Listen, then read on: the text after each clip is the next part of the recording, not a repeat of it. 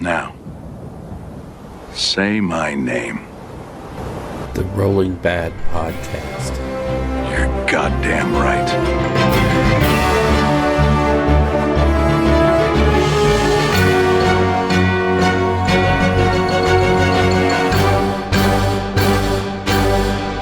Coming to you almost live from the Daisy Hill Puppy Farm in Rio Rancho, New Mexico, it's the Rolling Bad Podcast, episode number 143. It is March 12th, and I'm your host, Bill.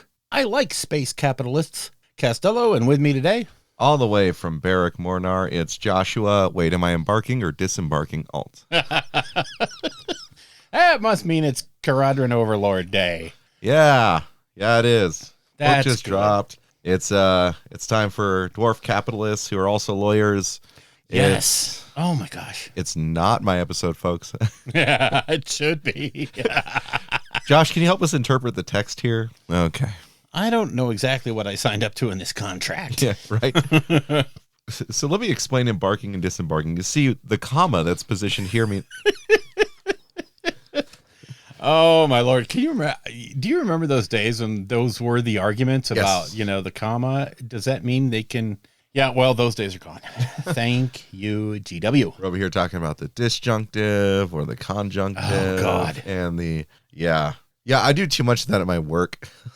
Yeah, I can imagine. You don't really look forward to it on the weekends. Yeah, I like to have a little bit of fun, instead of looking at articles, amendments, and footnotes. But we're here for you nonetheless. We are going to be talking the law. Yes. As these mercantilists go throughout the skies trying to gain renown and gold. So. Yep. And when we get to the lore, we'll probably cover that. We are also going to cover a little bit today before we get into KO. We're going to talk a little bit about a couple of videos that have come out. One of them is from Scott or Miniac, where he said, is AOS a trash game? And yes, it's a clickbaity title, but he actually brings up some very interesting points about the AOS in macro format. Yeah. I was going to say the meta, but I don't mean the meta. I mean in the overarching format. And then Hey Woa did a breakdown of the video where he gave his thoughts, but I think Rob over at the Honest Wargamer, he did an incredibly good sort of rebuttal, if you will, to the video, which to my mind, his video is probably one of the best introductions to AOS I've ever seen. It's just such a well thought out, both of their videos. And Scott is not trying to be, I hate AOS because he's saying these are some things that need to be looked at. And Rob is coming back with, you're right in some areas, and this is why this works well. And I don't think it needs to change. And so, we're going to discuss a little bit about that and maybe more in After Dark. Oh, yeah. I do want to preface the show by saying I didn't get a whole lot done this last couple of weeks because last weekend, my 11-year-old best buddy passed away, my little dog, and it really threw me for a loop this week. So I was really late getting the After Dark show out. So I apologize for that, but I'm kind of liking that format of releasing the show one weekend and the After Dark the next weekend. So let me know what you think about that, Patreons who get the After Dark. If you'd rather have it drop at the exact same time, or if you don't mind having it wait a week. That way you get content every week. Every week. Yeah. So up to you guys, whatever you want, I'll do. Makes no never mind. Hey, guess what? What? I got my Nova tickets. Ah, shit. Awesome. I am so jazzed. I was really late to the party. So I didn't get a supernova. I got a dwarf nova. I was able to get into the AOS narrative, which shocked the living hell out of me because I went back 15 minutes later. When I went on there were 21 tickets left, and I'm an hour late. Yeah. And I mean, that thing usually sells out in minutes. And here I was, I got a ticket, and then I go back, I'm looking at, all the stuff I bought and maybe adding some stuff, and I look and there it's sold out. And I was like, okay, that must have been weird. So I got a ticket for the AOS narrative. I am happy as what. I got the hotel room.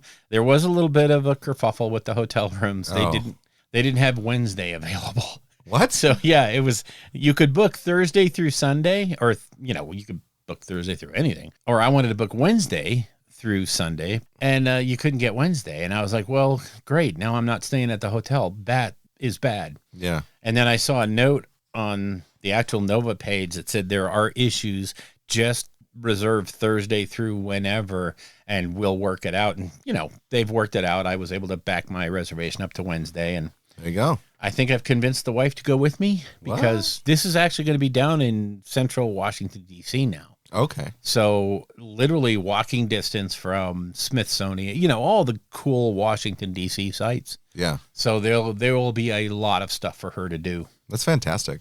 And, she knows Matt and Renee, the people who run Matt Tucker's half of the group that runs the narrative. So, it's not like she won't know anyone there. Yeah. But super looking forward to it. One other thing I wanted to call out in the intro, and I there are some tools that are so ubiquitous, like AOS reminders, and the apps for making lists and all this stuff, that you don't think about them as valuable resources. And I was on Wahapedia looking up some rules, and I realized I don't think I've ever called out Wahapedia as what it is. It's the most amazing site out there for GW games. Not most amazing, but it's a really great site. Whether it's 40K, Kill Team, AOS, go to Wahapedia. And I mean, the rules are there. They're all hyperlinked. If you're on your phone, it makes it super easy during a game to just back and forth between rule sections. It's super well done. Really nice.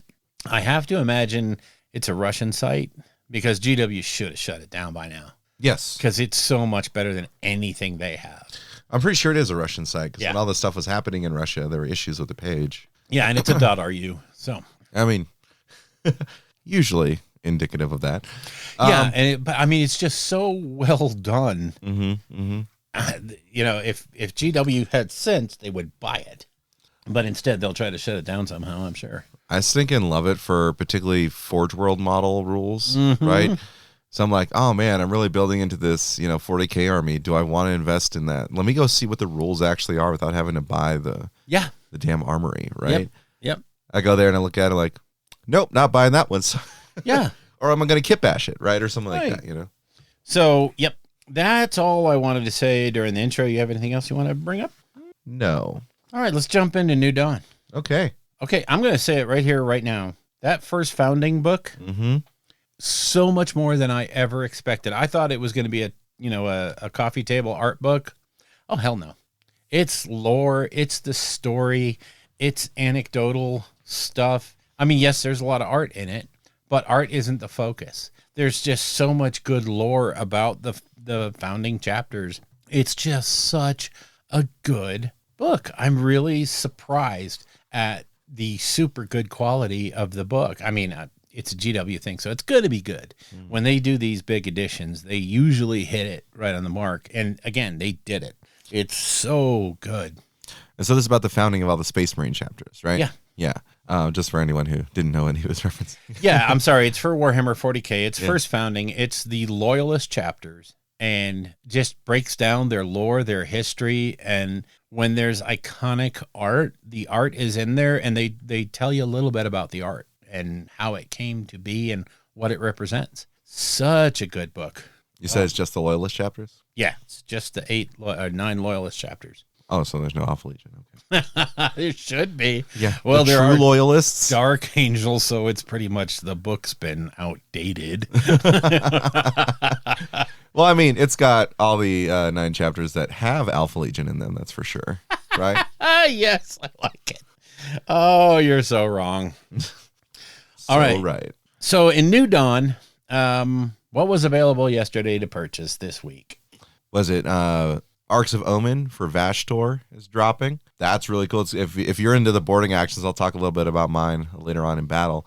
But if you're into this boarding action, the progression of the boarding actions, this actually has the missions where you reenact the assault that Vashtor does on the rock up against Azrael in a, well, I won't spoil it for you if you haven't listened to any of the reviews on it, but a unknown third party that comes in to play near the end. Who shall remain nameless? Yeah. We could talk about that next time, maybe in after. Yeah. But anyway, actually, spoilers in After Dark. Yeah. Folks. I'm going to Okay. talk about it because I think it's awesome. Cool. Anyway, the Boarding Patrol boxes coming down. Oh, yeah. I mean, these are just great pickups anyway. Yep. With your GSC, your Death Guard, AdMech, and Chaos Demons. Well, it's Corn Chaos Demons. Yeah. but Yeah. whatever. But I mean, they're good pickups, especially if you're into boarding actions. If you want to get into boarding actions and you're like, I don't really like Death Guard, like big gameplay, but Yeah. I'll pick up a few, Terminators and Plague Marines. Well, here you go. There is your book. There's your There it box. Yeah, the Gene Stealer Cult box looked pretty cool. The Death Guard box, if you're not doing Death Guard, that's a great box. Oh, if you already have it, you probably already have it. Yes, that's correct. Same thing with AdMech. Again, if you're not doing those right now, boom, this is an instant win. Oh, yeah.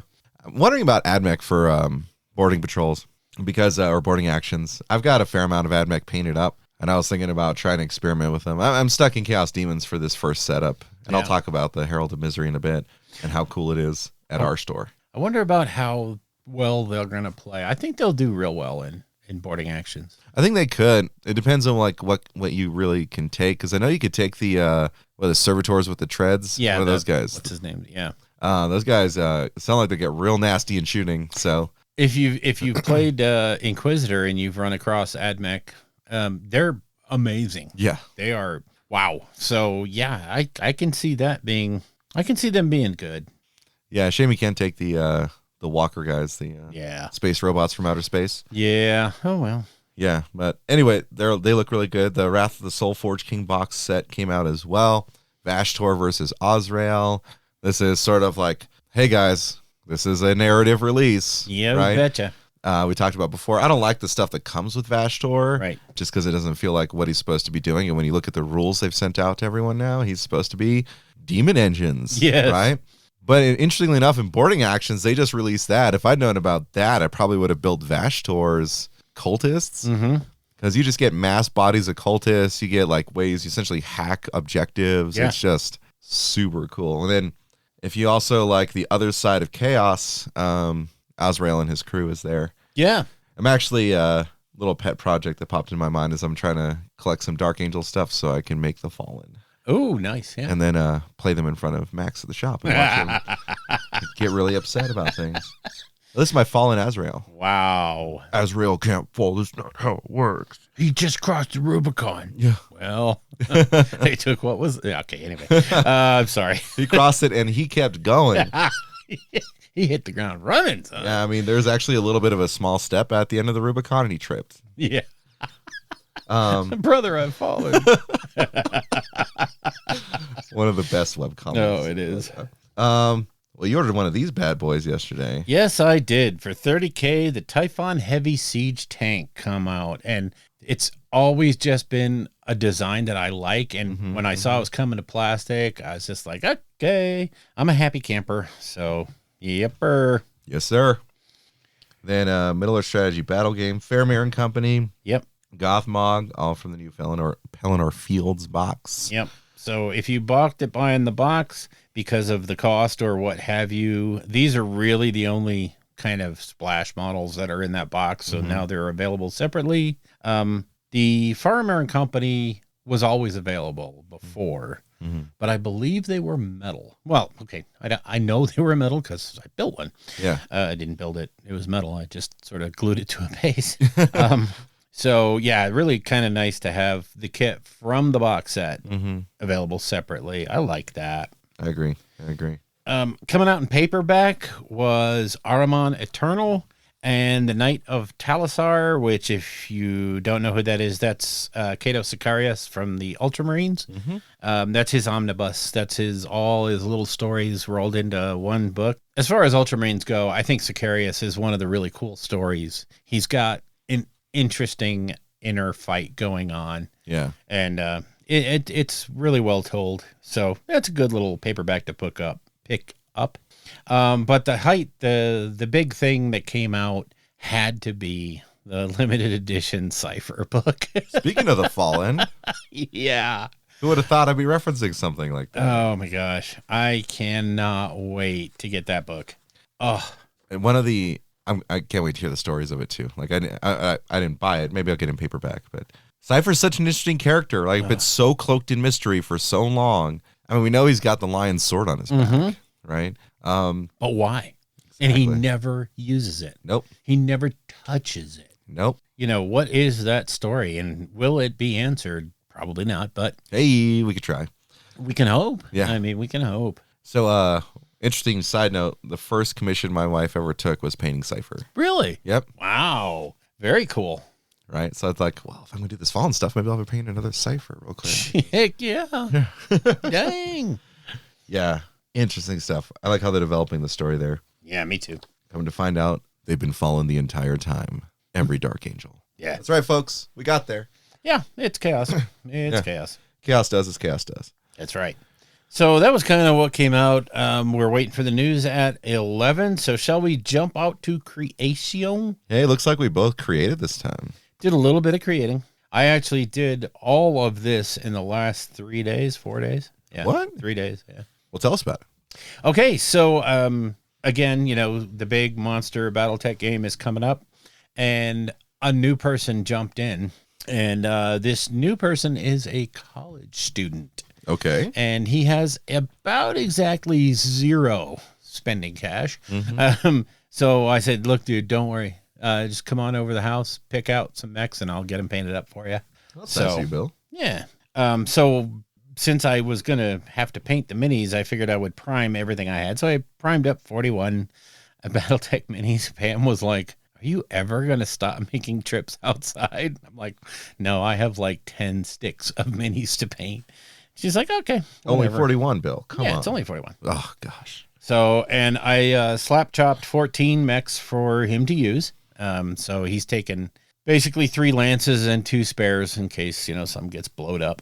So that'll let him play the game. So There you go. yep. And then, oddly enough, Friday, the inventory goblin over at Slice and Dice called me up and said, Emma Frost and Psylocke are in. And I was like, I will be right there. Do not close until I arrive. So yeah, Mercedes is like, don't worry, we got you. We got you back. Yeah, over Friday night and Saturday morning, I built some Hydra terrain. Of course, Emma Frost, both models, the diamond form and the fleshy form. Psylocke, Beta Ray Bill, Ulick, I got all those built and primed. So, and then I went and grabbed all my Seraphon out of the shed so that I can get ready for that release. So I'm hoping, I've got my fingers crossed. I don't know when, but I'm super jazzed for that. And I have a lot of projects in the Seraphon box that are in different stages of not quite done. So I figured I need to knock that stuff out before the book drops so that whatever new I need to do, I can just do. Oh, exactly. So, Oh, those new sculpts, though, Bill. oh, I know. Sculpts. I don't think they're going to mess with the Pterodon Riders, No. the Riperdactyls. Or They're the skinks. Yeah, the skinks are, you know, just going to be, well, skinks. Yep. And, but yeah, I'm going to not do any guard. You know, there's no point in doing any Saurus guard. We know they're coming. And the new models look so good. Oh, they are so off the. Oh, But yeah, that's where I ended up. That's it? Mm-hmm. Gosh, Bill. I know. It's actually like some of the most you've done in a long shows. time. Yeah. 14 new mechs for the college student, you know? Yep. You ain't paying for it, so can't complain what you bring him. Nope. So most of this stuff was for boarding actions because we're doing the campaign at the store, which I'll talk more about in battle. But a while back, and I may have talked about this on the show, but I had started painting up these flesh-toned Nurgle. That's so gross. Yes. Yes. They're Yeah, awesome. that's right. Human flesh tones. But what about all the bumps and pustules and stuff? Well, I painted them like moles and blackheads and pimples and all the gross, disgusting things you wouldn't want to see on a chubby, naked man with no butt. Yeah. Yeah, so I painted up 20 of those plague bears like that. Oh, And God. their swords, I did them all like super funny colors because the sort of concept I had was, just gross dudes going and buying, fake toys at a con or something. Sure. So yeah, that was 2 units of 10. And there's some stuff on there that just gives a little extra, like, yeah, okay, I did the Nurgle thing because it's got like the bronze on the standards, right? Yeah. But they are all just disgusting. The whole thing behind this is like Nurgle's supposed to be gross, and like actually I really like painting Nurgle because it's like actually kind of pretty when you do the color combinations, right? I was like, I need it to be disgusting. Yeah. I want it to be disgusting. let me paint something as the most disgusting way I can think to represent Nurgle, which was flesh tones. Nailed it. Previously painted up a beast of Nurgle with flesh tones. That one actually made me sick to my stomach at one point, so I had to put it down. And I was just like, oh God, just if I have to paint one more giant, yep, there it is. Then I did a little set of 3 flesh tone Nurglings. And then, because I'm doing Nurgle Chaos Demons, guessed it, for boarding actions, I got a Rotbringer Sorcerer to do as my Poxbringer. Nice. And the specific reason I did that is because the hooded version has a very distinct chin area. Oh God. And so with a little PVA glue, after I fully painted it and varnished it with a little PVA glue and some static grass, he has a neck beard. Oh God. Oh God. So I named my boarding patrol the Mansplainers. There's something very wrong with you. And so when Mossbeard, the Herald of the Flesh Pox, and his Mansplainers start to cross into this plane and walk through the dark, dank hallways of some desolate space Hulk, you'll just be hearing, well, actually, the entire time. Oh my God. Give me the remote. Yeah. You don't know how to use it. Right? I call him Rowboat Girly Man. And Mech 30K is the best. So that's my Mansplainers. Oh God. Yeah, it's totally gross. I also painted the entire Into the Dark terrain set, so that's half of an entire boarding action set. I'm waiting to paint the other half for something super cool. I'll talk about more in After Dark. That Andrew's getting to do here called the Retribution Crusade. It's so flippin' cool. Yes, it is. It really is.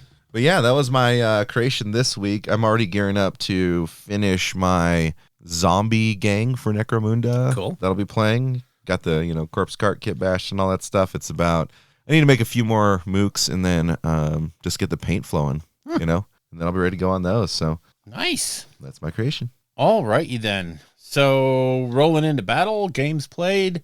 Because of the thing that happened with Marnie, I basically had to bow out of my Sunday BattleTech and my Tuesday games. So I ain't got nothing. What you got? So I able to do my first boarding action of the campaign that we're doing. So we're following the Herald of Misery and White Dwarf that just came out.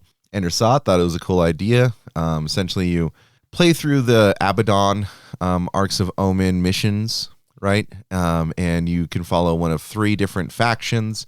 You have the Warpsmith Sarga, I think his name is, which he is coming to the Herald of Misery, a Arc of Omen that has appeared, and he's looking to gain the power in the Archaeotech on behalf of the Warlord. So he's there to do that. You have the Orcs, which are led by some war boss, and they're just anyone who's coming in to smash and grab, right? They're just like here to take stuff. And then you have the faction following the Inquisitor, which is there to attempt to destroy the Ark of Omen before any of the tech there can get into the wrong hands, right? So you pick one of your 3 factions, right, whichever one you're going to be following, and you play games, and depending on the amount of points that you get for that, it goes to the overall total for the 3 factions. There's more in there. There's a lot more narrative stuff, like including what we'll do in the second part of the campaign. This one is just beginner stuff, but the second part's going to have, like, the ship can come to life. Yeah. It's going to be very Necromunda in that sense, where, like, one of the panels can rip open and the ship can just grab one of your guys, right? So it's going to have a lot more fun narrative flair to the next set, but this is really just to get boarding actions down. Sure. Right? Now, the thing is, this was written by the head of White Dwarf, right? Yeah. Now, Ed, over at the shop, used to work for Privateer Press. Yep. Head art director. Now he has his own company, Skeleton Key Games. If you're into D&D, look for his stuff. It is amazing. He is truly an artist. Oh, just because he's good at arting. God. Yeah. I could art at a page too, Josh, right? It'll be more Jackson Pollock, but so, well, he knew the guy. He's like, hey, check it out, man. We're doing this boarding actions campaign, and we're going to be doing the Herald of Misery. Well, he works for GW. Andrews works for GW and runs the Facebook website. So he goes and looks on the Facebook website and he's like, that's amazing. Calls corporate and says, I'm very interested in what happens at the store during this campaign. So if we play with our fully painted models, right, during the boarding actions, he's taking pictures of them, right? And he's, setting up photographs of each one of the different factions, right, that we brought in, our own boarding patrols, and like throwing story onto it. There's a chance it'll be featured in White Dwarf. Awesome. So that's why I brought my best thick sweaty boys, dummy thick sweaty boys, God. here to Nurgle's Rot in the Crack of White Dwarf. Wow. Wow. So yeah, I played the first boarding action, Demons versus Necrons, Eric from the shop. So I brought, my list is made out of the Poxbringer, the Beast of Nurgle, 3 Nurglings, and then 2 sets of 10 Plague Bearers, which split into 5. Presently, I don't know if that changes in Vashtor. So play the game. I know how to win this game, which is hold more objectives, right? Right. Have more bodies on objectives and don't die. Always a good. The less dying I do and the more killing I do against him, the better. And strangely enough, I found out, I was like, well, they seem like they're okay. Man, some of that Nurgle can kill, man. Yes. Like, so your Warp Storm still functions the same for Chaos Demons, and they have a 2 Warp Storm point extra AP on all of your weapons. So my Plague Bearers are running around with literally AP 3. Oh my God. They're like 1 damage each, but I can have my Poxbringer point them and make them do more damage kind of thing. That's not fair. But on 6s, every Nurgle weapon, I think, on 6s auto wounds. Yeah. Except for the Beast of Nurgle, 6s do mortal wounds instead. Right. So he was running, he had his Ophidian Destroyers because he's allowed to take those. He had his Scorpec Destroyers. He had like a unit of 5 Immortals. He had Trazyn, which was awesome. And then he had a Cryptek and 5 Flayed Ones. So I really think 2 winning moves in this game. One is, because I can forward deploy my Nurglings, I ran them up and I was able to win the roll-off against the Flayed Ones to keep the door closed. Oh, So that stopped his Flayed Ones from opening it and charging my Nurglings and mincing them up, right? yeah. But I rolled a 1 and I was like, I just need a 3+. Boop, 4. Oh, That was awesome. And then another thing is I know how to position the Plague Bearers really well, so I can get some to open the door but still have room to like move up and charge through another doorway. So I was able to charge into his Ophidian Destroyers with 5 Plague Bearers and my Beast of Nurgle. The Plague Bearers did work. Yes, they did. With that extra AP. I was like, holy crap. So took out 2 of the 3 Ophidians because my Beast of Nurgle just could not hit. Yeah. He countercharges the next turn, and his Destroyers do 6 damage to the Beast of Nurgle. So he's got 1 wound left. Oopsie. But the Beast of Nurgle fully heals at the end of every phase. That's right. So he comes in with his last Ophidian Destroyer, like, all right, I'm going to do this because, hardwired for destruction. Yeah, oh yeah. I get a re-roll, all 2s. I was like, Oh my God. boy. He's like, all right, well, I've got the 1 re-roll for my Dynasty, right? Re-rolls it. Okay, that's a hit. Goes to wound, nothing. Ugh. Command re-roll, nothing. Oh my God. Kill the Ophidian Destroyer. And at that point, we're getting into turn 4. Anders is going to lunch. Yeah. And it was like before kill points, 45 to 10, I think it was. Yeah. It's good night. Yeah. Yeah. I'm just like, do you want to call it now? Like, sure. Mark my points. Yeah, I mean, Nurgle's pretty tanky. And they can kind of hit. They really can. Yes. I was pretty okay with it. It was pretty fun. Nice. Yeah, that was my one game I got in this week. Hopefully I'll be getting a lot more boarding actions in as things progress. There we go. Very nice. All right. Well, I guess the only thing left to do now is take a quick break and go to lore. Sounds good to me. Make sure you join us tonight for the news at 11. All right. As the beautiful and wonderful leggy lady just said, it's time for the news at 12 because we're in daylight saving time. But you know how like this week had nothing to do with AOS? Yeah. Guess what? What? I'm going to start out with Blades of freaking Corn, finally. Holy crap. Hello, Battletome Blades of Corn, and a Realm Gore Ritualist. And that model is freaking amazing. So, judging from the body type, I'm going to say that's a lady. That's what I would say. And yeah, I cannot wait to see what she does for a living. Because she's sitting up on a tactical rock, and that headdress is wild. Just wild. I feel like that's a ritualistic like altar. Yeah. It's got bones on it. She's got the ritual knife. Yep. She's definitely going to sacrifice somebody on that thing. She's going to whip them into a murderous delirium. I'm liking her already. Yeah. And of course, there's going to be a Vanguard Blades of Corn box.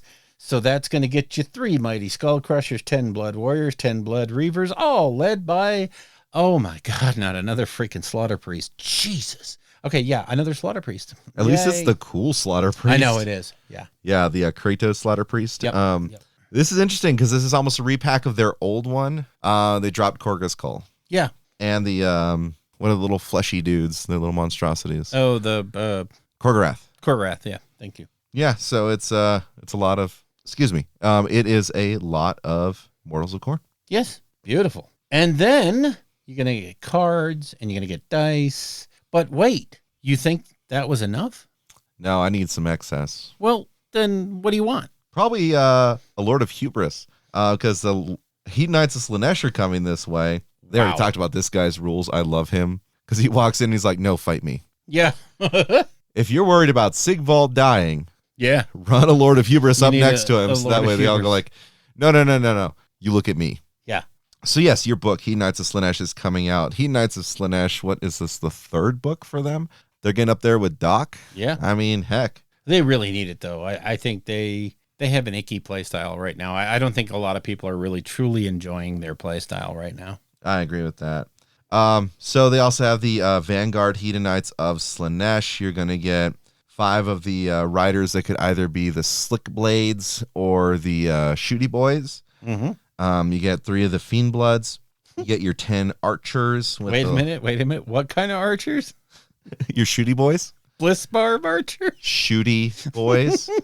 Oh, God. Yeah, Slick Blade Seekers or Bliss Barb Seekers, and then your 10 Bliss Barb Archers, the Homunculus, and the Shard Speaker. Yep. All right, it's all right. It's a nice little box, yeah. Yeah, it's all right. It's all right. I think the spicy stuff is literally Keepers of Secrets and Lords of Hubris, and Yeah. I'll take those ones all day. Heat Knights of Slaanesh dice. If you notice, both this and the Khorne, they added the 4th row of dice back, unlike the 40K ones. So that's right. For probably $35, you get like 20 dice. So. Yes. Ugh. Yay. So that's all the plastic that's coming out. That's AOS, yeah. That's a big month for AOS. 2 books. That's going to put us right back in that spot where we were before. That's true. We've got 2 books to cover in the span of, a month. So, okay. Next, it goes to Warhammer Horus Heresy. So no 40K, folks.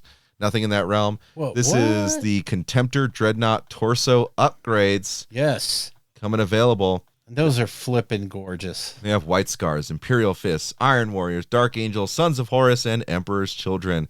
Yeah, they look great. Yep. They're the wrong ones, but yeah, they're good. I don't see salamanders. I don't see... Okay, anyway. So, Just paint one of them green. I know.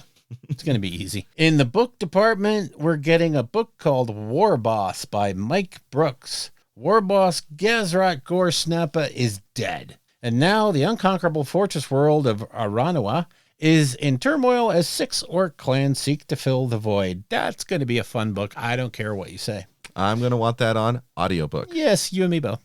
Then we got Crusaders of Dorne coming to audiobook. Finally, God, I've been wanting that forever. No, I'm kidding. Boring. And that's it until you get to Warhammer Plus, where they're going to do a Warhammer battle report. I'm assuming it's going to be Slaanesh versus Khorne. Yeah, it's kind of looking that way. And the masterclass is Skulls and Bone. Who knew? All right. So that's actually a pretty action-packed pre-order day. It is, and I have an After Dark joke now for us. Oh, good. Okay, so we'll hold on to that until After Dark, folks, where I can talk about that stuff.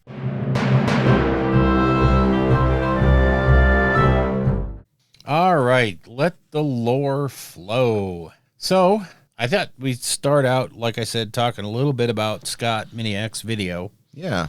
Talking about, is this game trash? And yes, it's a clickbaity title. Once you get past that, he makes some very good points. And he is honest about saying, I've played like 7 games of AOS 3.0. And he's not a big time tournament guy, although he'd like to be. But his impressions and the overarching thing, he believes there's several barriers to entry for AOS. One of which, of course, is the cost. Always. And that's always been a barrier. Yes. As long as this hobby's been around. But then there's also the weight of the rules that you have to learn to play the game, to build a list, which, that was one of his big points was it's so difficult to build a list, which, I mean, the app makes things quite a bit easier. And he does bring out the point of why is the app on the website different from the web app on your phone? Why aren't they more the same? Correct. Because the phone app, the mobile app, is a lot more robust, and it checks for a lot more errors. But like he said, without knowing the game real well, and he's approaching this from a newer, more casual player standpoint, that right there is a big barrier to getting into it and having fun. Because it's real easy to put a list together, take it to your local store, game night, whatever, and get thoroughly trashed by someone that has a slightly better thought out list. Yeah. And then, he goes on to make a few more points, and I have to agree with the sheer volume of dice rolls in the game. Yep. And it's one of the things he points out is okay, I'm a wizard. So I cast a spell on a 7-up, and then on a 3-up, the effect happens. Why? Why am I rolling to get it off? Then rolling to see if it does anything. And then when I go into my combat, it's roll all these dice and see what happens, and then re-roll potentially, which, I mean, they've done a really good job at getting rid of a lot of that, but there's still a bunch. Yep. And, his point is kind of, he doesn't like the idea of it being so dice dependent. Although I think my refutation for that is, yes, it's a heck of a lot of dice, but a heck of a lot of dice means you'll probably average out. Correct. And one bad roll probably isn't going to end your day, although we all have those. I needed just a 2-up and I rolled a 1 and I spent a command point and got a 1. Yeah, I mean, those are the things you remember because it happened. Yep. You don't remember all the times that you spent a command point to re-roll and, hey, you got what you needed. Woohoo! That hardly ever really matters. So his whole thing is just the absolute amount of dice rolling that's being done. Like I said, I tend to think it's okay because that averages things out. Yeah. And lastly, he has a real problem with the priority roll. And I know this has been brought up hundreds of times throughout the history of AOS. Should the priority roll go away?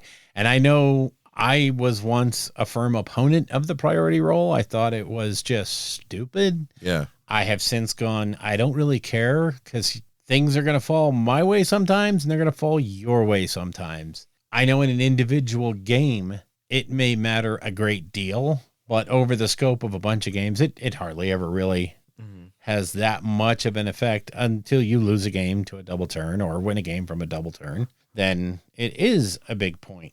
And I thought he made his points rather eloquently in the Scott Miniac way. Yeah. If As this best is your you could, right? Yeah. yeah, if this is your first ever Miniac video, you might see him as a little off-putting. He's a nut. He's a crazy guy, and he never means to be mean to anybody, and he's not. And he just likes to bring things up, and he's a really good painter. So, watch some more of his videos and you'll get an idea of his personality. Yeah. But he's just throwing these things out there. He's not like AOS is trash because. He's like, are these things bad? Do they need to change? Yeah.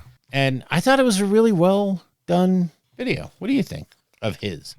Of his specifically, I think it sounds like a newer player, because he's only played 7 games of third, and he said 15 to 20 games of previous editions, right?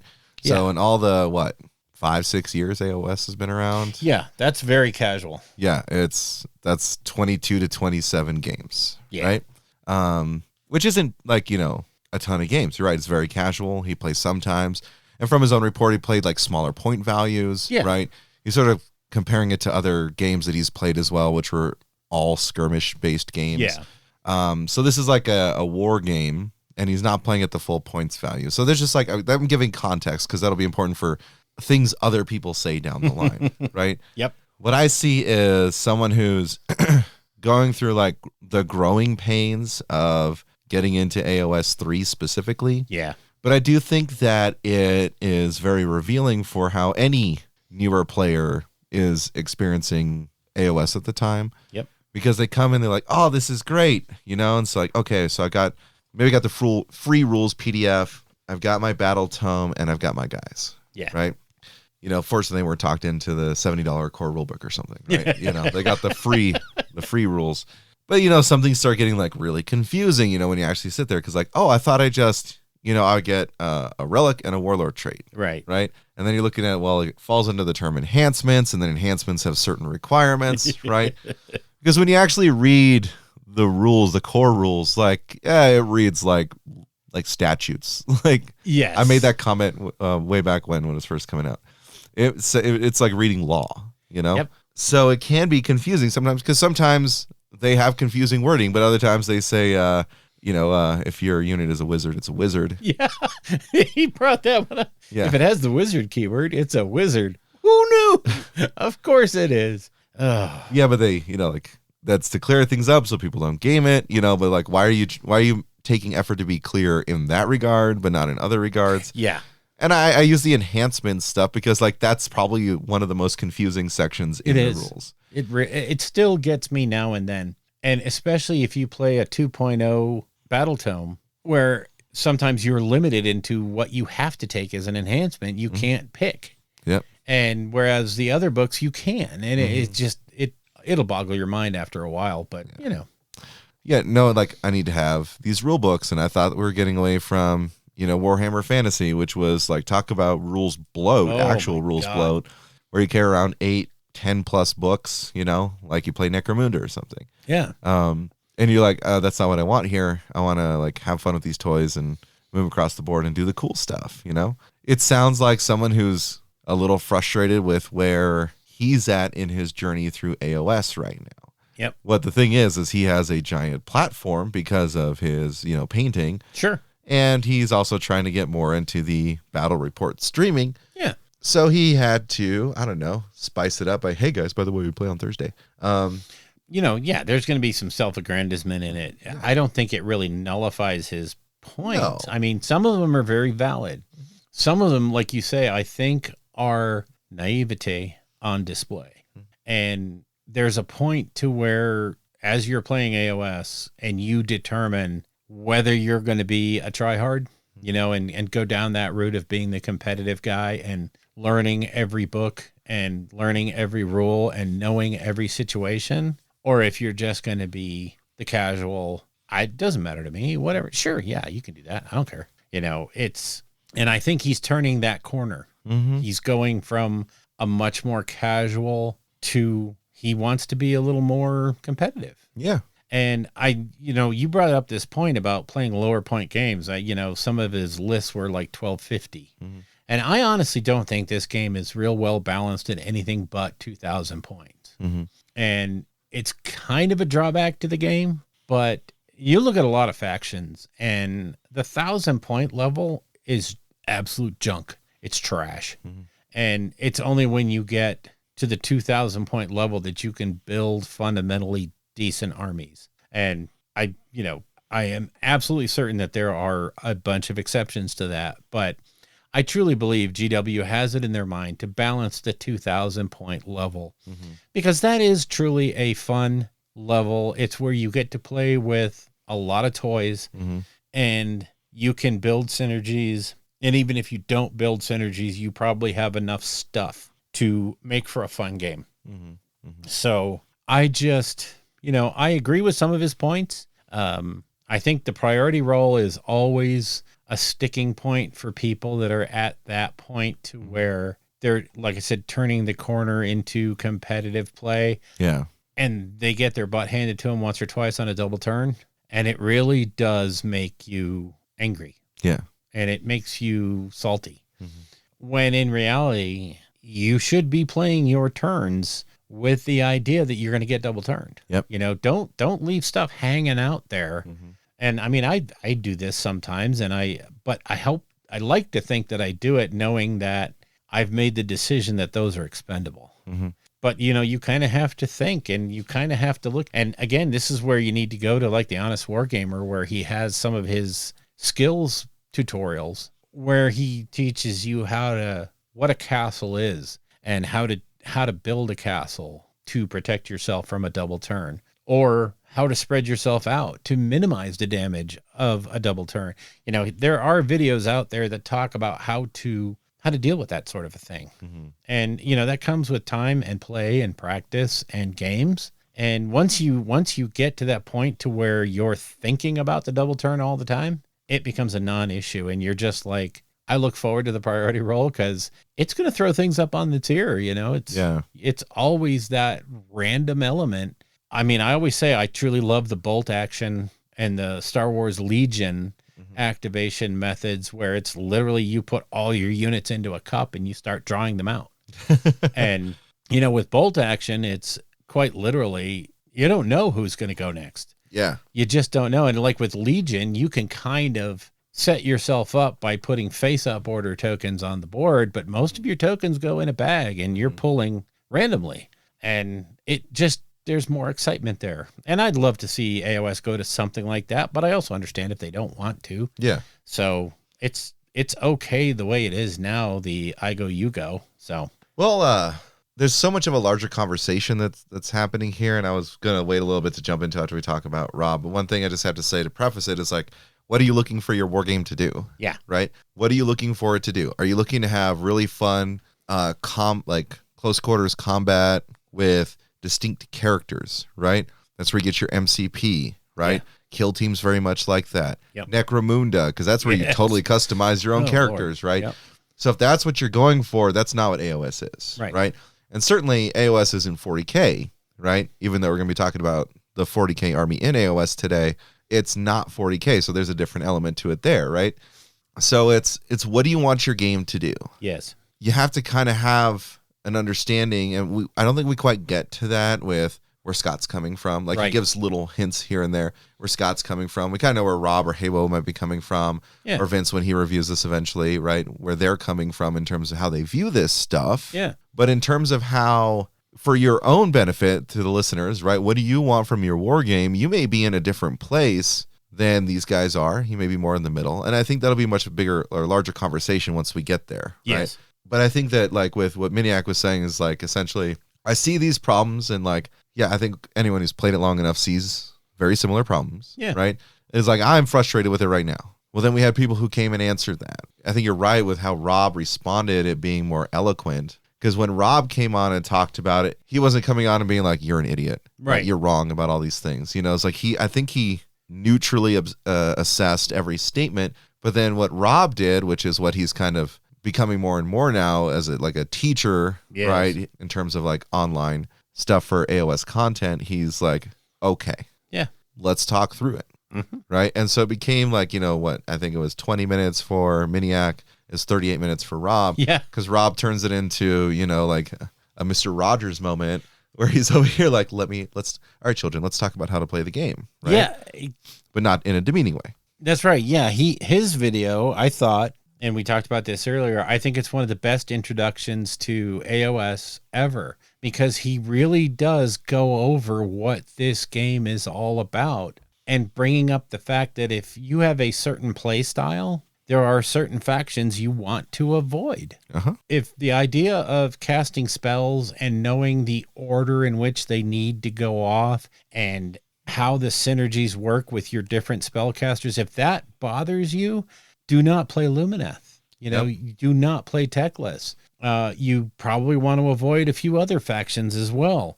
If you just want to go out there and beat face and roll dice and laugh and see if you're crushing everybody, hey, there's a half a dozen destruction armies that you will really enjoy the heck out of. Oh, yeah. Because they don't do that magic-y stuff, and they just hit you in the face. If you want to be elite, noble warriors who are incredibly hard to replace and valuable, hey, the Stormcast Eternals are for you. Yep. If you want to be murder ladies, I'm going on too far with that, but he brings up all the points, and he talks about, like, he agrees the barriers to entry are very much barriers. Correct. The cost is definitely out there. The amount of stuff you have to know is hard. Yes. But like he said, when it comes to list building, there's so many good videos, that Rob does about how to build lists, as well as everybody else. And, between AOS reminders, which is the premier, oh my God, this is the best thing ever for AOS, next right near Wahapedia. When you have those resources, it becomes very, very easy. Yes. And I swear to God, AOS reminders should be a requirement for all new players. Even I would say, even if I'm going to play a game against a new player and they've made their list, I will put it into AOS reminders for them. Yeah. And then hand them the printout so that they will have a visual reference of what to do. And it's just, this is how you learn the game. I mean, I can't tell you how much better I got with my Night Haunt after AOS reminders came out, because I was always forgetting this, that, or the other thing, especially the bubbles from some of my people at the time when bubbles were big. I was always screwing that up. And then boom, all of a sudden I had this sheet and started to remember, oh, I can do that. So, Rob covers a lot of those points of, hey, this will come as you play more and more. And you have to make that determination about, do I want to be casual? Yeah. Which is super okay, as far as he says. And that's fine. Don't go down that road, and don't play people that have gone way around the corner and are super competitive, because you won't have fun. Yep. Play with people that play the way you want to play. But if you want to get competitive, there are resources out there to get you over that hump that you're at right now. And I just thought both videos were so well done, so well thought out, that they were intriguing in and of themselves, each one on their own, but as a package. And then, of course, Hey Woa did he's literally watching Miniac's video and then stopping it, commenting it, and starting it again. So if you really want, he's got some really insightful commentary about where he's at and where he's coming from. Yeah. So all of these things, I think Miniac did a really good job of sparking a conversation that, honestly, we've all been living in this golden age of AOS, because as each one of these books comes out, I am more and more impressed at how well balanced they are and how smart they are. Yeah. And I'm forgetting that if you're a new guy and you crack open that book, you are just going to look at it and go, this makes no sense. Yeah, pretty whatsoever. Yep. And sometimes it's good to take a step back and say, oh, I need to think about this from that guy's point of view. And I think that's really what keyed me on those videos, was that he's bringing up a point that we might need to talk about, because it's actually a thing, and you may not agree. You may not see these as issues, but you have to know that some people do. Yeah. And you're not the only person in the universe. I know it sounds weird, because I pretty much am, and it does revolve around me. I've noticed that from looking at the stars going overhead at night. Did you ever see that one video? Which one? This guy did a video where he did a time-lapse star. He was doing to get that circle of stars. Yeah. And he's in the middle of it, and he's looking at the output so far, and he's like, hey, the universe does revolve around me. I'm like, yes, it does. So anyway. So I think, certainly it sparked a conversation. Miniac just is sort of voicing things that I think that people who are otherwise situated like him are likely feeling, right? Yeah. As they're going through, and they're like, no, but I want to be better and I want to get good in this game and do all that. He talks about how he loves Soulblight Grave Lords. That's what he plays. It's if you're looking at and I recommend looking at the psychographic profiles, right? Because a lot of what's being talked about, yes, these are general issues that exist within it, but everyone comes from a different point of view about what they enjoy in a game and what they want in a war game, right? So Vince's episode 2 weeks ago, which is a repeat kind of effect, he talks about this a lot, but it can help you sort of understand generally where you're coming from. Yeah. Right. And I think that I'm just using that as an analogy, because we have to understand we are all coming from different places when we're looking at the current issues within a game set, right? Within a rule set. Because the hardcore, 2-3% of players that are super competitive, right? Or even are competitive in a big way, and not just playing Garage Hammer, right? They accept the fact that, well, I'm in this GHB, I hate it, but I have nothing. I have to play with it, right? And so they adapt their list, Sure. they adapt their tactics to that, right? Where you have, Beer and Pretzels, Warhammer, Garage Hammer, whatever you're doing, right? For the more casual player, right? The folks that play down at the shop, And in that instance, right, those folks are like, man, I really wish I didn't have to use these battle tactics. Don't. Okay, right? don't. Use the core rules. You're good, right? Let's go ahead. And one of the things that I think helps people get into the game, particularly if you do have like an actual GW store, you can also look at Warhammer TV tutorials. Like the way that like Anders does it, like you have your initial game that you play, right? And it's super basic. You got your guy, you hit on a 4, you wound on a 4, I save on a 4, right? And so that just gets you the concepts. And then he starts adding additional things. Here's another unit. Okay, well, now what we're doing is we have rend, or here we have shooting. And so it's a step-by-step process that gets you into just the mechanics. You don't even need to read the rules to start learning the rules. Right. Because sometimes it's just, okay, I want to roll dice and have some fun with this. That's the starting point. Then you start getting into the beginner league, right? 500 points. All right, so like, oh, cool, I bought my Vanguard box. These Lumineth looks super cool, right? I love high elves. I love stupid hats. Let's do this. And so then you paint up your, 26 dudes with stupid hats. And you got some that shoot, you got some that fight, you got some lady behind a veil that makes spells happen. And so you kind of got a little bit of everything in this Vanguard box. So you're playing, and this is super cool. And then you start getting into more and more advanced things as you go. It's the same with any game. It has a learning curve, right? The army that you play, the army that you like aesthetically may not be the army that you want to play. Yes. Right? And so I think that's where most of the research should come in when you're getting into this kind of stuff. But I think that really, like when we hear, I think Rob did a great job of coming in and, doing his tutorial, teacher thing, you know? But I feel so much of the conversation online and what's presented, generally speaking, to folks in the hobby who actually play the game, not just doing the painting side of it, is that competitive. Competitive is competitive is competitive, and that's what you need to do is you need to be competitive. And so you need to assess all these books for competitive viability, and if you're not doing so, you're actually not a good player, right? And so that's sort of the undertone of what's being said online. And so the big reactors, the people who have the loudest voices online, are playing competitively and assess competitively, right? I mean, God bless Vince for what he does, because he'll say, like, yeah, I'm building this ridiculous list that's not going to win, but I like playing Timmy, so I'm going to come in with this giant monster and hope the monster does the monster thing, and I'm going to have fun with that, right? But then you have people who like list building, and they really just, I want, the least chance, right? Yeah. The most redundancy, and so like you have different kinds of mindsets when you play the game. I want to minimize dice risk, so I do these things. Correct. Okay. Yeah. Correct. I want to be able to win the game without relying on dice. Okay. Well, then you're going to play X Army, right? It's completely doable. Yep. There's a whole lot of people, believe it or not, and I imagine some of you are listening, that are not competitive players. Yes. That just like playing sometimes with friends. That like doing fun lists. Like, man, I really like those Doomfire Warlocks, even though they die to a stiff breeze, right? You should still be able to play your game, right? And I think the frustration is when you start trying to play against someone who's competitive or building a competitive list, And I think that's why narrative is so fun, because it does have that X element to it, right? It has variable. Yes. And the variable is so fun and helps you develop and create story and all those things that make it fun just to play in the garage.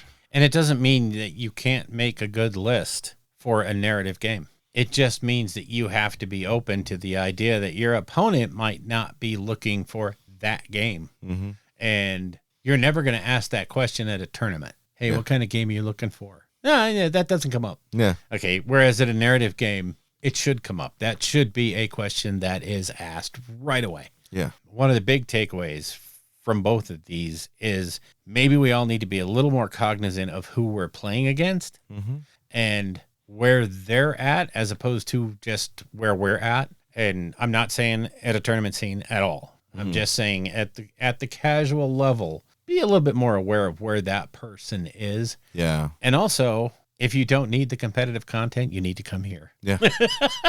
This is where we put our plug. Yeah. Yeah, I mean, we're always talking about the new player. We're talking about folks who are in the middle, right? We're talking narrative, and narrative is not a tournament thing. It's not a competitive thing, right? You can make strong lists, and you can still have fun in a narrative setting. Heck, I mean, we talk about all these stupid special rules that never even cross a competitive player's mind. Most players' minds, if you're to believe what everyone's saying on YouTube, on podcasts, right?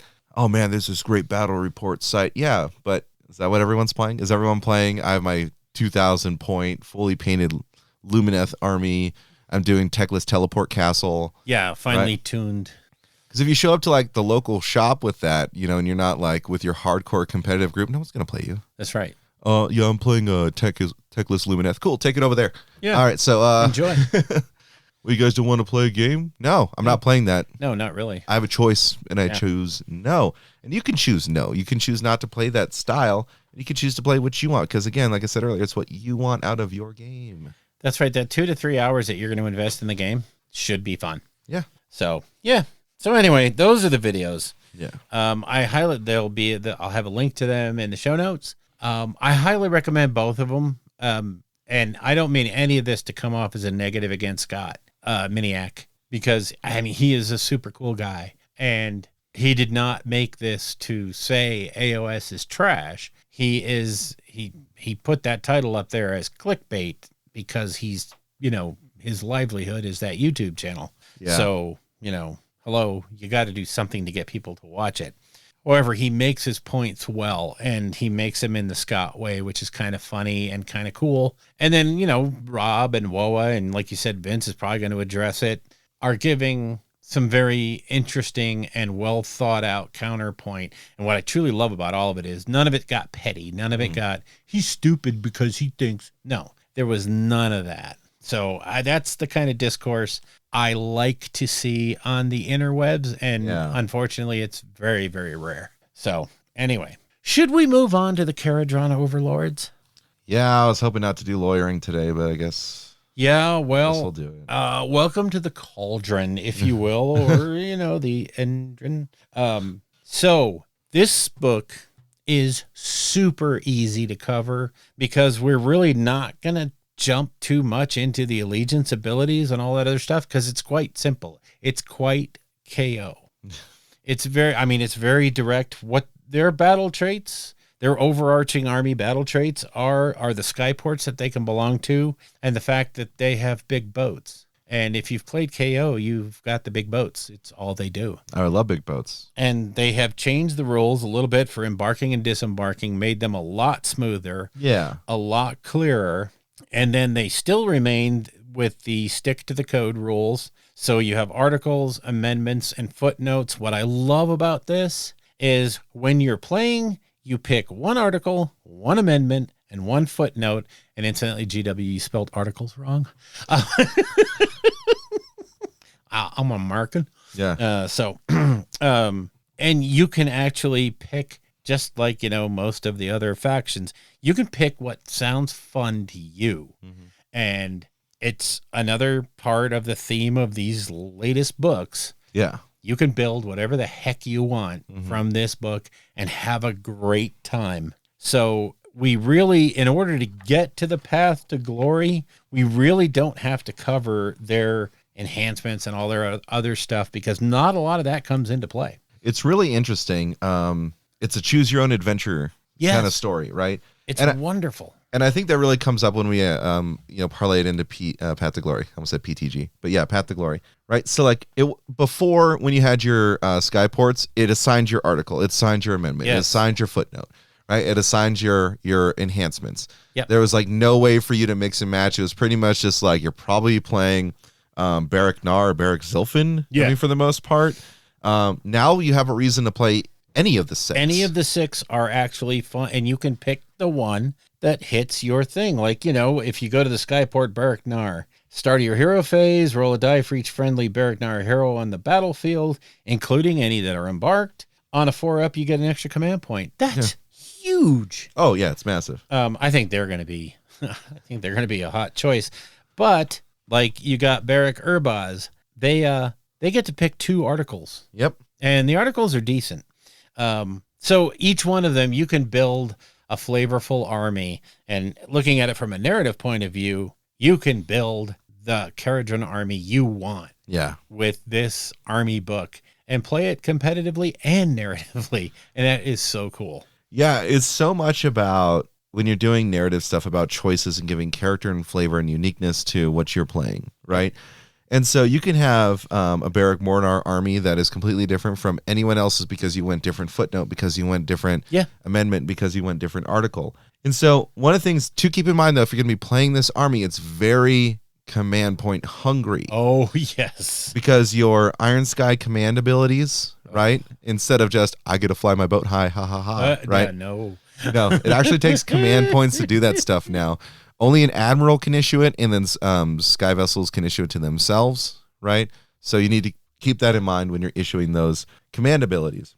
And you get to have flavor. You get to choose all these things, because one of the things about this Path to Glory and the concept behind it, especially when we get into how you earn your major currency, right, in Aether Gold, is that it is about your admiral building renown. Yes. About becoming well known as a mercantilist, as a captain, an admiral, as someone who gets this sky fleet to go fulfill the contracts that they have signed with whomever, right? Yes.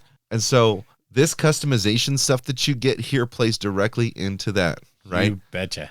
You know, so like I am, Admiral, short stuff from Barak Urbaz, right? Who's been known to, expand their amendments in order to allow for more fruitful trade, right?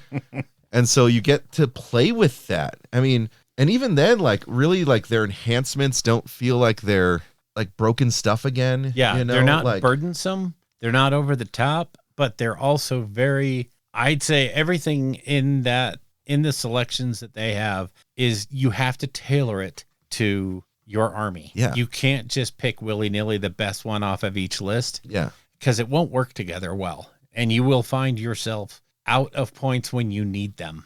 I want to just touch on a couple of them because I think they add to the flavor. So like a scholar and an arcanaut. I love that one. Oh, yeah. For a command trait. You pick an additional footnote for your army, right? Can't be the same one. No. That's great. That is awesome. Old Skydog. Love it. You can get an additional great engine work from one of your units, right? Oh my God. That's super cool. Ex Grundstock. You get the Thunderers as your battle line. Yeah, that's huge. So there's flavor in those alone too, and they do something good if you're playing on a competitive side, but they can also add that flavor to your army. I mean, heck, you go, Barak Urbaz, you get an additional amendment and additional footnote. Yes. Right? So you get one article, an additional footnote, so 2, and then 2 amendments. Yep. So what are you doing? Well, we're actually a very law heavy fleet, and so we need to ensure that so that I'm going to build this with a code right now. You betcha. Because the code write's the one who helps interpret the law. Right? Yeah. That's got a bunch of story too. And then even the the inventions of the skyports, right? I mean, you still have spell in a bottle. Yeah. Well, of course. But there's your competitive choice, right? Yep. But then you have Master Rot armor for your admiral to get a 5+ ward, Which, I mean, you want your admiral to live. Yes. Both in competitive and narrative. Correct. And one quick note, the great engine works that you mentioned earlier, those are mount traits. Yes. They're mount traits for your vehicles, your dirigibles. Yeah, and they have some for your ironclad, your frigate, and your gun hauler. Yep. Right? All these different. So I like how they give them different names. So ironclad major installations. Yep. Frigate refittings. Yes. And gun hauler modifications. Because they're little. But they're all, again, good. There's just a lot of the choice here is just how, like, very small shifts in the army, right? Yes. And how you build it. It's not like, oh, yeah, you take this every time because it makes your, major gun shoot 50,000 times, and you hit on once. Like, all of it is just these slight modifications to change and bring and build more flavor into your army. And if you're a new player, either don't start with KO or read this book cover to cover 2 or 3 times, or at least the rules part of it 2 or 3 times to see how these interactions matter. This is one of those where I would say the skill floor on this army is pretty high. Yes. The ceiling is way high, but the floor I think is pretty high. So be very careful. It's very easy to buy some of the wrong stuff for this army and put yourself into a bad spot. Yeah. So, I do think 1 box of the Vanguard that they just released is a great start. You get a frigate, yep, an admiral, yes, 10 of your Arcanaut company, 3 balloon boys, right? That is a great start. It's not just before you got a gun hauler. Yeah. You got the engine master on foot, right? And I think you got thunderers. Yeah. And then like a handful of Arcanaut. So this one gets you the medium-sized boat. Yep. That's a good boat to have. Yeah. Right. I mean, Ironclad's 500 points. You're not really taking more than one. No. But it has like, a good boat, a fun boat. Yes. It's got the admiral that can do the things with the boat. With the boat. Mm-hmm. Some balloon boys for some, if you're 40K fast attack, but some extra play, and then your basic troops, right? Yep. And from there, where are you going? Well, are you going to go boat heavy? Yeah. Get another frigate, right? Get your Ironclad. Get 2 boxes. Yeah. The frigates are like, what, 300 points, I think is what they are? I think so. Let me look. Let's see. Yeah, 300 points. Yep. That's nice and clean. It is. So, if you go Barrack Zilfin, you can take them as battle line. That's so cool. And so you could take 900 points, battle line, taken care of, and it's all the boats you're taking. Yeah. Hey, you could do an all boat list if you wanted to. I know, right? it's so, they've just made this so much fun. You got your one general, no one else on a boat, and it's all boats. I have literally never, ever even thought about playing KO until this book. Yeah. And now all of a sudden it's like, I have all these different visions of things I want to build. Mm-hmm. And it didn't help, of course, that Tyromancer had that amazing 3D printed boat. Oh, at right. Nova, at LVO. Yep. And, I'm just like, oh man, that would be so cool. Wouldn't it be cool? Yeah. But that's, Seraph Honor coming. And they have some amazing just names for the different engine works, right? Oh yeah. The last word is still amazing. It essentially gives you another Unleash Hell, right? Yeah. Yep. But it doesn't have the -1 to hit. Right. So you can unleash hell and then you can have And the then last word. If you didn't do it, last word. Yeah. Person opposing me. And the cool thing is, I said this was a 40K army, right? Oh yeah. Because just kind of touching on some of the sheets before, or the war scrolls before we get into the Path to Glory, you have so many gun options in here. Oh my gosh. Right? Of course, it doesn't increase or decrease your cost. Right. But, it's like, well, you start with your privateer pistol and your Arcanite cutter, but you can give one person the Aethermatic volley gun. One can possibly get a light skyhook. And hey, the leader, they can get their Aether flare or volley pistol. And so you have that like combination of different things that you can do. Yes. And I think that's really fun for this particular army, because I think it looks cool when they're kitted out with different stuff. It's just, this is truly a kit bashing. Well, I mean, they give the kits kind of let you do this stuff, but you can really customize the butt out of these things. And I just look at the painting opportunities on some of these ships. They're so gorgeous. Right. Yeah. I want to do them. I hate wanting to do them, but I want to do them. I think almost all across the board, armor got better on a lot of the heroes. At least they're at 3-ups now. Yeah. It's fantastic. I mean, you still have like such characters as Brock Grungson, old mustache gun himself. He hits like a freight train. Yes, he does. All the big guns in this book are doing D3 plus 3 damage. Like, I'm here for it. Well, I think the frigate one does D3 plus 2, and the gun hauler does D3 plus 1. Because you can have the giant cannon that's either scatter shot or like a single shell. Yeah. That's really cool. Being able to equip your boats with different things. Oh, it's just so much fun. This is, if you are very easily arrested by choice. Yeah. Oh, don't play KO. Stop. Yeah. Don't even look at it. Yep. Don't even think about it. That's my whole thing, is my analysis paralysis would kill me on this, on any KO army. I mean, I have KO. If I was going to go back and play it, it'd probably be like all the big guns. Mm-hmm. I want boats and guns, and I want to play Sky Pirates that bend the law. Yeah. They're contractually obligated to look at the contract at all times from every angle. Yeah. Well, within the 4 corners of the document. Yes. So okay. We were both going to go. So Path to Glory. Yes. Starting out, what? Go ahead, take it away. So your main thing is your Path to Glory involves mercantile ventures. Yes. Right? During your Path to Glory campaign, you must keep track of your contract score and your Aether Gold shares, both of which start at 0. The contract score represents how well your Skyfleet is fulfilling its numerous contracts, while Aether Gold shares can be spent on various upgrades. That's right, folks. There's a second resource. Can we stop right there? Yeah. And say last episode's thoughts about the double income? I think this is the way going forward. I think one of the beefs with Path to Glory has been the tremendously slow growth. Basically, if you lose a couple of games right off the bat, chances are you're going to be out of the Path to Glory simply because you just can't keep up with everybody that has a win under their belt. I think this is their way, and this is going to be seen more and more as a different avenue of being able to get upgrades and what have you and keep you in the game. So, yeah, I think double income is the new way to go, or the new way they will go. Just a little point of dissension there, because I think that, the Gits, they don't have a double income. They just have their wacky potions they can Right. make. They don't care about income because all they're doing is making potions. And I think they aren't so terribly worried about upgrading areas, and because of their mechanics to get new units, they don't care so much about acquiring tons of glory. It's not their thing.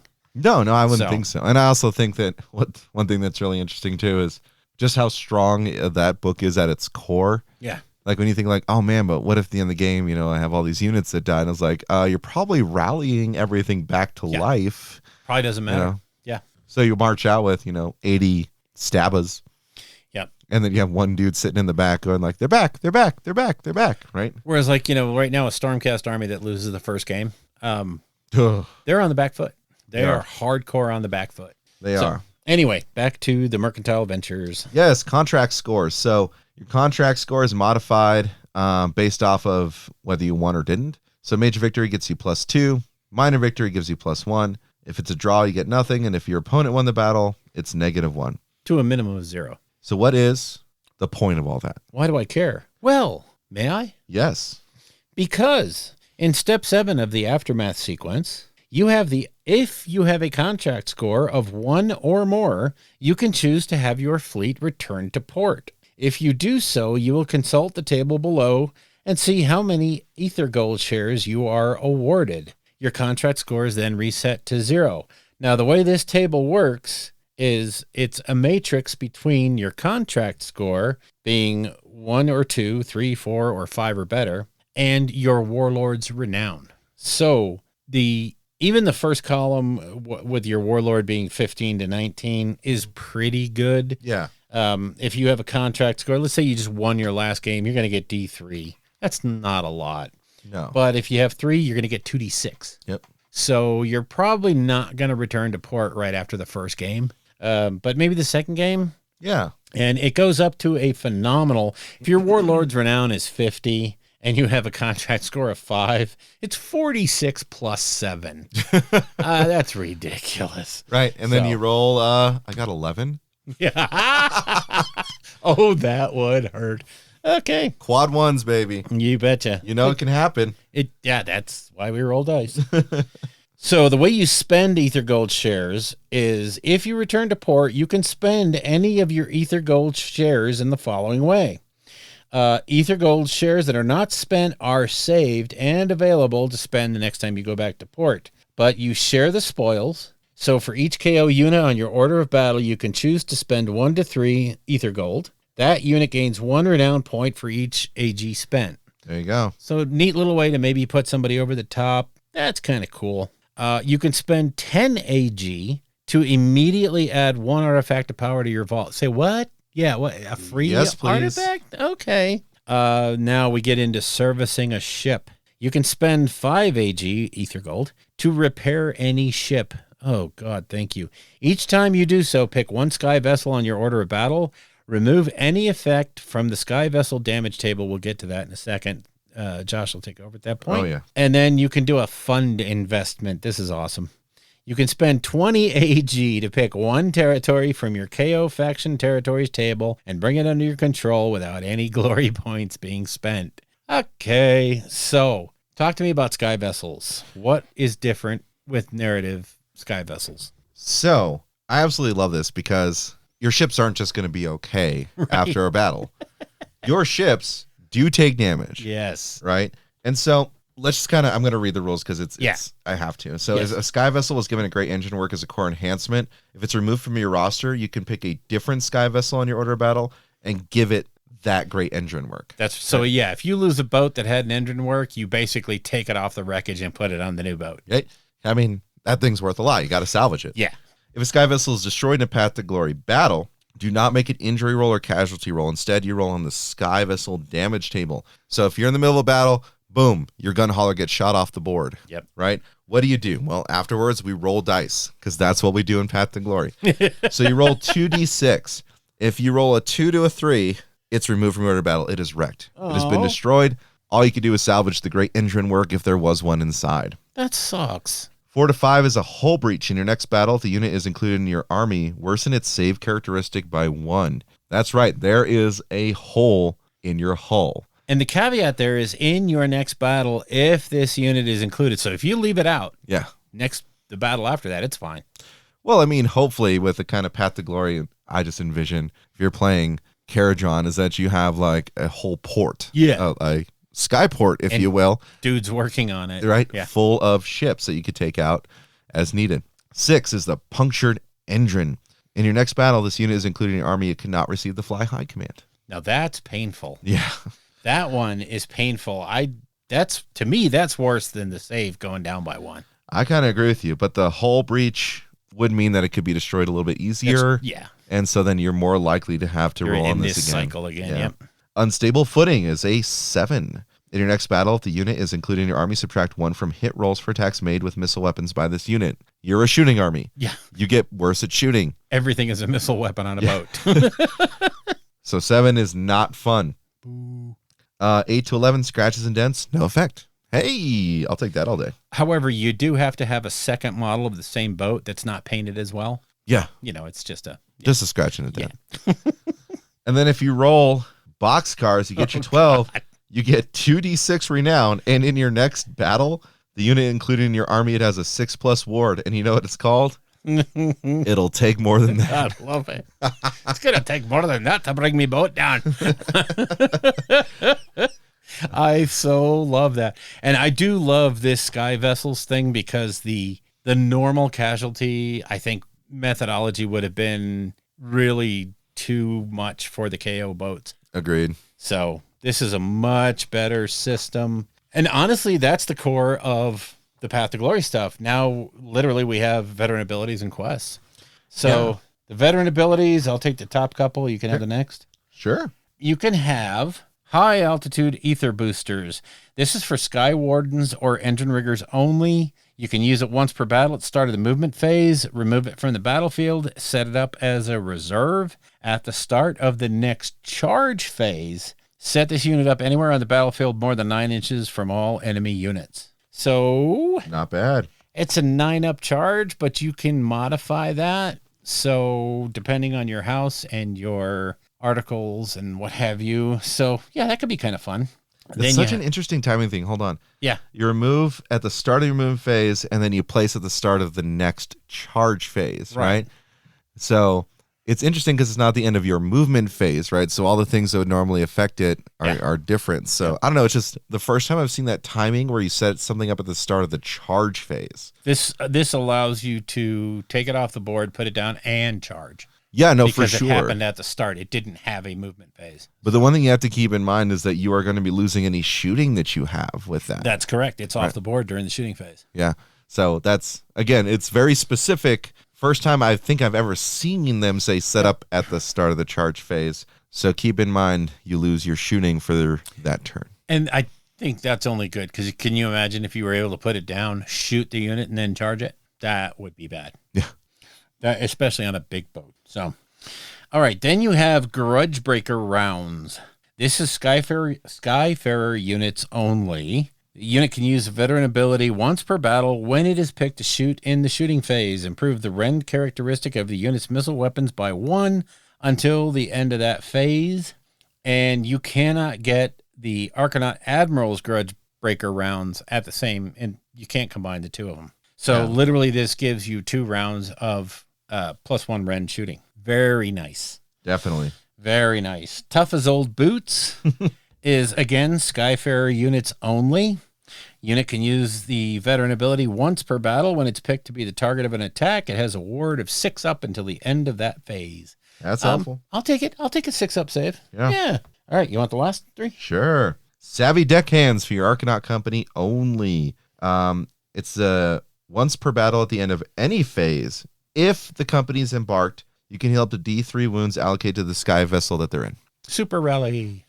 Yeah, I mean, that's just helpful. It is. You know? If you once you're re-embarked, you get to start healing. Yeah. So some incentive to take some Arcanaut companies so you can just do incidental healing. Voidstone chaff launchers, sky vessel only. So the next two are sky vessel specific, folks. I love these. Once per battle, this unit can use its veteran ability to start the enemy hero phase. Until the end of that phase, each time this unit is affected by a spell or abilities of an endless spell, you can roll a dice. On a 2+, you ignore it. What? That's huge. Wait, what? Teclis says what? Yeah.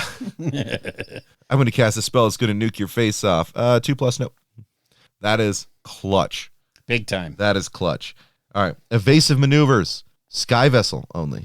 Once per battle, this unit can use this veteran ability at the start of the enemy shooting phase. If it does, until the end of the phase, subtract 1 from hit rolls. That's right. Your boats don't just sit there and get shot. Oh, wow.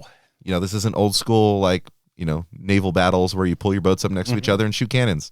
You can try and get out of the way. This is really, this could be clutch. Yeah. I like how a lot of their stuff is just like little incidental things again that modulate. There's just so many moving parts. Yes. Right? It is like an actual engine, right? that you're trying to manufacture and work in the way that you want it to, you know? Yep. So you need to be cognizant of all the different pieces and how they move and how you need to fix them or augment them. Yes. The thing about KO I really like is that it's not just, I don't look at it and say, this is broke.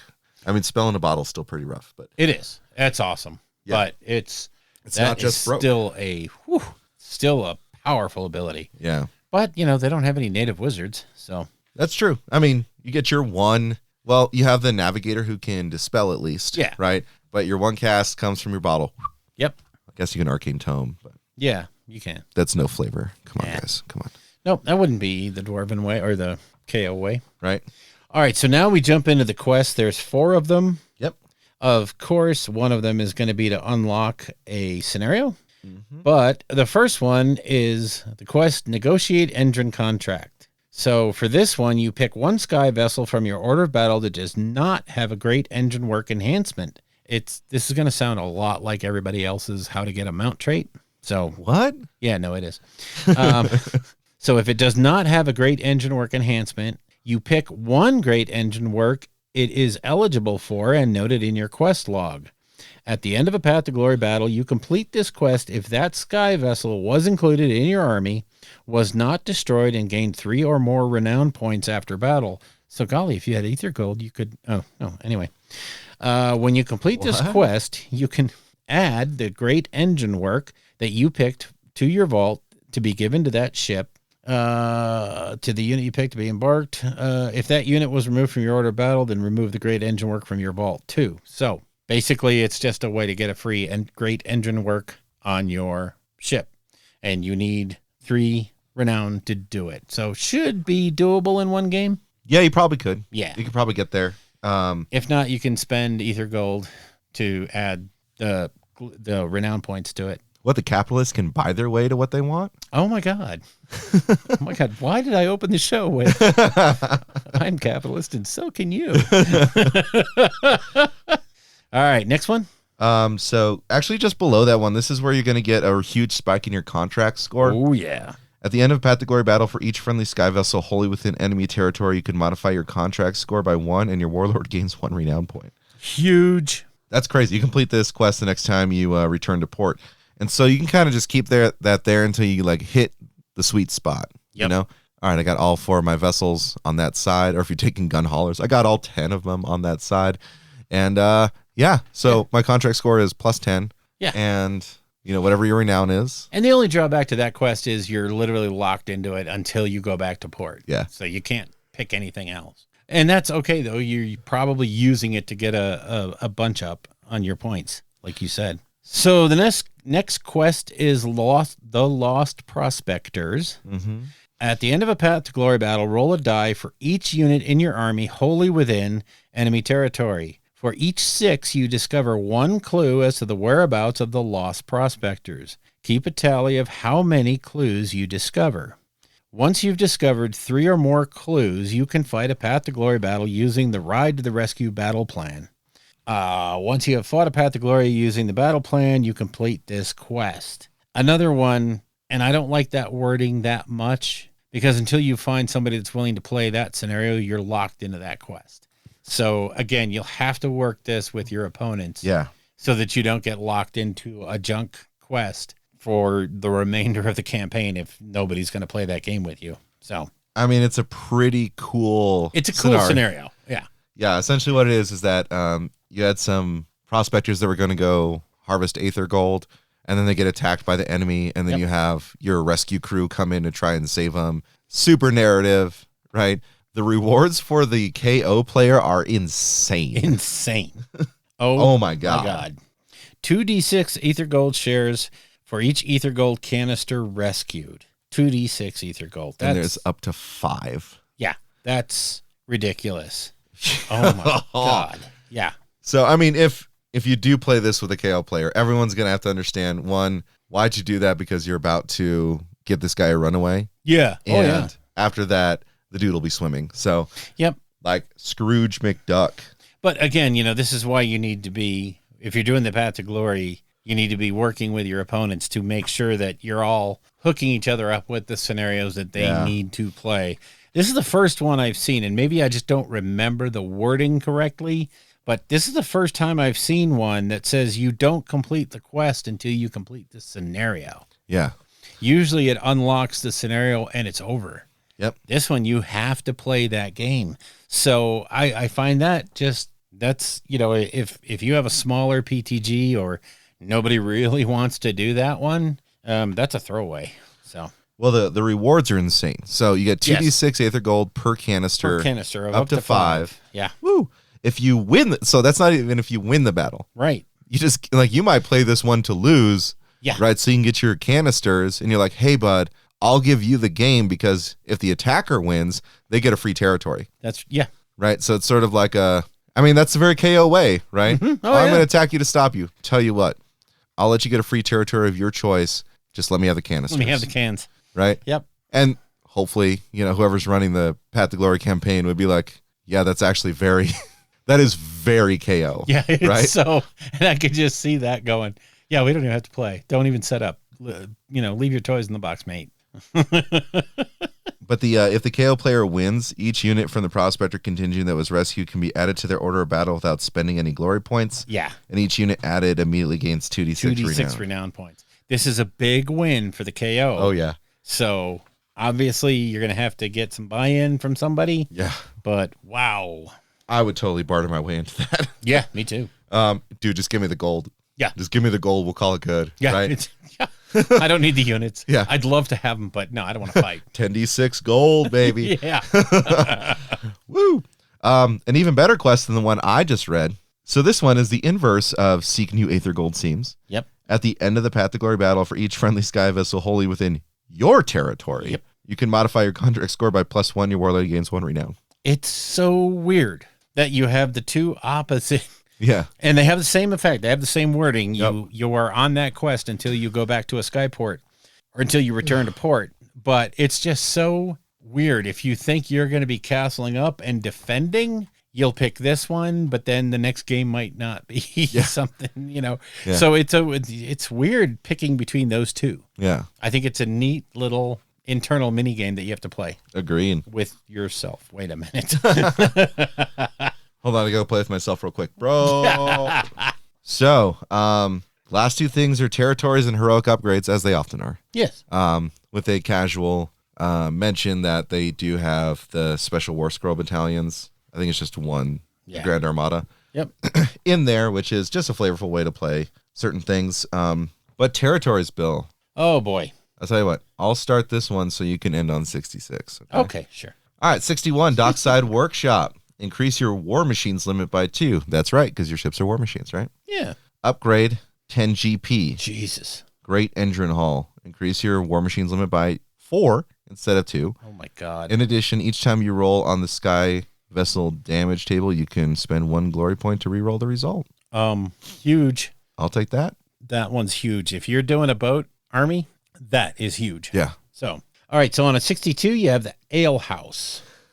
So if you have this one, reduce the cost of recuperating units on your order of battle by 1 glory point to a minimum of 1. really nice. Woo. You can upgrade it for 15 glory points, to which it becomes Bugman's, sextuple X on tap. In addition, you add one to the recuperating rolls. So if you got the 15 points to spend, not only do you reduce the points, but you get to add one to the die roll. Very nice. Damn straight. Gruncore Training Academy. You can only control one territory of this type at a time. This territory cannot be upgraded. Each time a Grunstock unit is added to your order of battle, it immediately gains 2d6 renown points. What? Yep. In addition, in step 3 of the Aftermath sequence, each Grunstock unit on your order of battle that was not included in the army gains 1 renown. What? Yeah. So if I just sit there, I get a renown. Jeez. Slackers. All right. On a 64, you have the Chartered Guild Hall. You can only control one territory of this type at a time. At the end of each Path to Glory battle, if your opponent won the battle, roll a die. On a 4-up, your contract score is not modified by -1. Oh. Loser proof. I need that one. Just wait till the upgrade, Bill. Yeah, upgrade for 10 glory points. I keep wanting to say gold pieces. 10 glory points. And it's mercantile insurance. Your contract score is not modified by -1 on a roll of 2-up instead of a 4-up. Okay. I'm down. Yeah. That's loser insurance right there, buddy. Oh, It is literally insurance. Yep.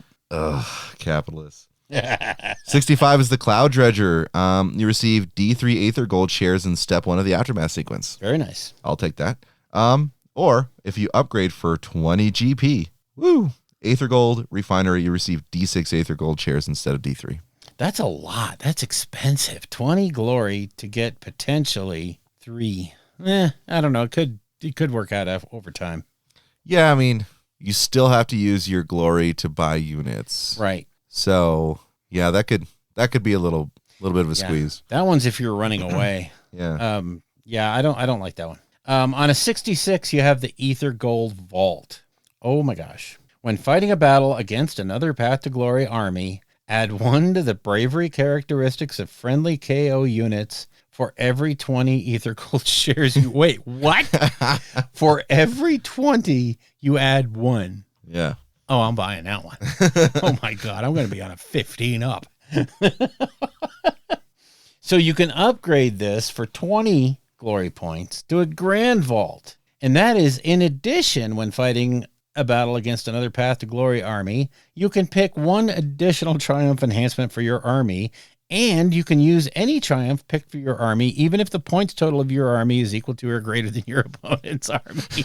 So not only are you getting potentially +3, +4 bravery, basically going full night haunt, you can also just be like, oh yeah, and by the way, I'm using all my triumphs, the one I have and the extra one I just picked. Right. Even though I have more points than you. Yeah. So remember that quest where where you get to pick a thing? Yeah. Mm-hmm. You're doing that one. So I'm just going to say that it's a very capitalist thing to do, to be like, I have so much money, yes. I'm not afraid of you. I know, it's just scary. And to say, not only do I have so much money, I'm not afraid of you, but my money lets me use things that normally only someone else could do. That's right. I'm thinking now about a KO army, and I'm going to put I don't know. I got to figure it out. I'm not going to say it, but I'll say it after dark. Is the DuckTales song playing in your head yet? Yeah, exactly. Scrooge McDuck. Okay, so heroic upgrades. Yes, you can do heroic upgrades. It's a Karadron Overlords hero that's not unique.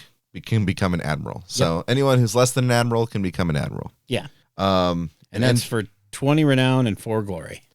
Same cost for this one too. 20 renown, 4 glory. An engine master with the harness, so your guy on foot can jump up and grab a hold of a dirigible suit. Yep. And become an engine master with dirigible. That's really that pretty much covers everything, because that's all your really heroes can aspire to. You're not a hero heavy. You got some really fun named characters. Yeah. But you're not a superhero heavy army. No. You're boats. More boats. Yeah, if you want to play a superhero heavy army, you play Marvel. So yeah. So I want to say overall the KO book is super good. And I think it's an incremental improvement over the old one. Yeah. I don't want to say it's groundbreaking, but it is, there's some really necessary and good changes in here. I think the Path to Glory is off the hook fun. Yeah. And with the exception of the fact that they get locked into their quests, but that's probably good because their quests are so good. I this is definitely an A book for me, I think. Yeah. For Path to Glory, I'm with you on it. It's looks like a lot of fun. It's, again, nothing's just like out and out busted. Right. You know, even if you're looking at it for build for competitive, you just have so much flexibility, but you can build in a lot of consistency. You can have some, you know, edge cases for different tactics that you might want to use. But I mean, all in all, you're just manipulating the law. Yeah, like I said, I finally find a desire to play KO because you're not locked into, if I pick this Skyport, this is my play style and I have to play that way. Now it's, I can be anything I want to be. And I think that's really, really cool. And I think a lot of existing KO players are going to find a lot of things in this book that are really sweet. I agree. I don't think this book skyrockets to the top. I think it starts to do real well because people are not going to know. I mean, the top players are going to figure it out, but not everybody's going to know how to counter all the different things this book can do to you. Yeah. But, you know, once that newness wears off, I think people will start to know how to fight KO, and it's a good book. I like it. I want it. It's super fun. Makes me want to break out the old KO. I painted mine up as Baron Zilfin. I just really like that sort of like denim look to him. Yeah. I don't know why, but I did. That's cool. But there's a lot of cool characters in here. Again, the Code Right going to be like a legit lawyer. You know, he literally has an ability where he looks to precedent. Yeah. I mean, it's, they weren't mincing words. This guy's a lawyer. Yeah. He might actually be necessary in a lot of ways because his thing is if he's within 6 inches of a friendly Karadron hero, I think you get like the chance to get 2 CP off him. So right. He's this type of advisor character. If you're a 40K player, hello, here's your next Inquisitor. Yeah. Just that sheer look of him just being stout, thick, and having books all day. Yeah. Yeah. Yeah. Looks amazing. You know, yeah, he is. That's such a great model. And I really wish he'd gotten them in store, but I guess they're order only. Yeah. They're web only. So I might have to pick one up just because, again, I might use him for 40K. But if you could paint him like he is, and he's a 40K and an AOS model. Yes. That's one of the craziest things about these guys. Yes. Is that they flex so quickly over to the other side. Seraphon and KO just go right back and forth. So, all right. So I think that's KO. Yeah. I think we KO'd KO. Yes, we did. All right, folks. Well, hope you enjoyed it. Let us know your thoughts about KO. If you are lost in the morass of options and choices and wording and all that, go to law school like I did. Get good news. Yeah. You can try getting better. If you can't get better, well, maybe you should go join forces with Miniacs. So, I kid. I almost spit out soda.